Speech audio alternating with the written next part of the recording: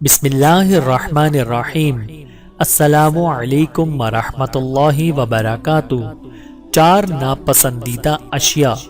حضرت بریدہ رضی اللہ تعالی عنہ اپنے والد صاحب سے حضور اکرم صلی اللہ علیہ وآلہ وسلم کا یہ فرمان نقل کرتے ہیں کہ 4 اشیاء سخت ناپسندیدہ ہیں، جس کی تفصیل مندرجہ ذیل ہے۔ نمبر 1، نماز سے فراغت سے قبل ہی اپنی پیشانی صاف کرنے لگے۔ نمبر 2، اذان سننے کے بعد مؤذن کی اذان کا جواب نہ دے۔ نمبر 3، جس وقت میرا نام لیا جائے تو مجھ پر درود شریف نہ بھیجے۔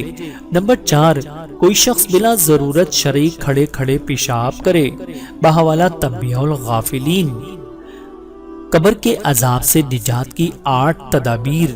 حضرت علامہ سمرقندی رحمۃ اللہ فرماتے ہیں کہ جو شخص قبر کے عذاب سے نجات حاصل کرنا اور عذاب قبر سے محفوظ رہنا چاہتا ہے تو اس کو 4 چیزوں کا پابند رہنا چاہیے اور اس کو 4 اشیاء سے احتیاط رکھنا چاہیے۔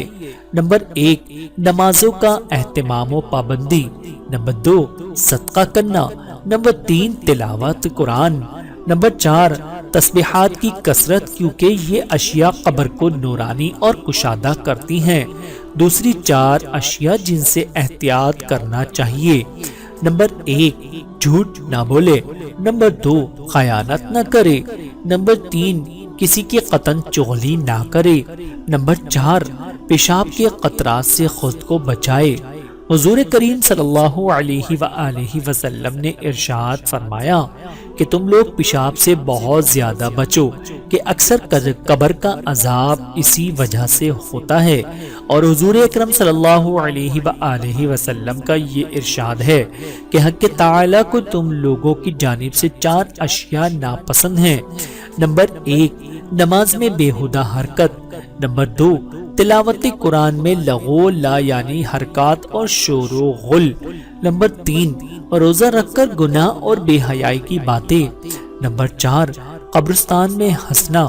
بحوالہ تنبیہ الغافلین۔ اللہ تعالیٰ سے دعا ہے کہ اللہ تعالیٰ ہم سب کو سمجھنے کی اور عمل کرنے کی توفیق عطا فرمائے۔ آمین ثم آمین۔